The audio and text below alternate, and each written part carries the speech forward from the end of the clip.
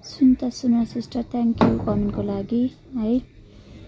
Hospital किन नलगेको, खुब video मात्र बनाउने मानवता हराएको तिम्रो परिवारमा भएको सोचेर उपचार गरिदिनु नि, कति पोलेको होला बिचरा भन्नुभएको रहेछ। ए दिदी कमेन्टमा पिलित्त कुकुरले हगेर उठेर जुरुक्कै हिँडिहाल्छ नि हग्ने बित्तिकै, त्यस्तै कमेन्टमा हगेर हिँड्न जस्तो सजिलो हुँदैन नि, बोल्न जस्तो मुखले बोल्न जस्तो सजिलो हुँदैन नि। कोही नभएको मान्छे, परिवार नभएको मान्छे जुरुक्क उठाएर लिएर हिँड्न हामीलाई पनि त कानुनले पनि त दिँदैन होला नि त होइन। तलमाथि केही भयो भने होइन, अनि कमेन्ट गर्न जस्तो सजिलो हुँदैन। तर त हजुरले कमेन्ट गर्नुभन्दा अगाडि निको भएर पनि उहाँ आइसक्नुभयो, अरू भिडियो पनि हेरेर मात्रै कमेन्ट गर्ने गर्नुहोस् के। केही नबुझी केही नजानिकन कमेन्टमा आएर प्लित्त हगेर हिँड्ने बानी चाहिँ राम्रो होइन है दिदी। सरी हजुरको कमेन्ट अगाडि ल्याएकोमा है, हजुरको कमेन्ट ल्याउन मन लाग्यो, मलाई अलिकति पनि पचेन क्या।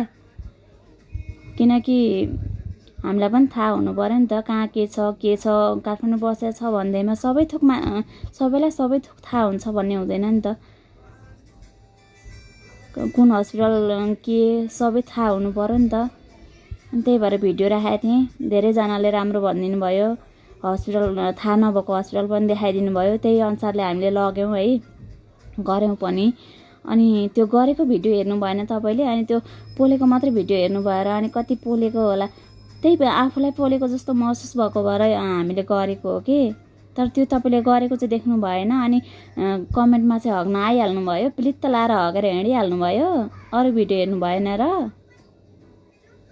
कमेन्टमा हगेर हिँड्न जस्तो सजिलो हुँदैन नि दिदी। अर्कालाई अब धेरै गाह्रो भए पनि उयो जेसुकै भए पनि पोले पनि त्यो मर्न आँटेको छ भने पनि अब के हो कसो हामीले पनि त बुझेर उठाउनु पर्छ नि त, लानुपर्छ नि त। तर उहाँ निको भएर आइसक्नु भयो, त्यति धेरै चिन्ता पनि नलिदिनुहोस्। थ्याङ्क यू सो मच कमेन्टको लागि है, गल्ती बोले माफ पाऊँ।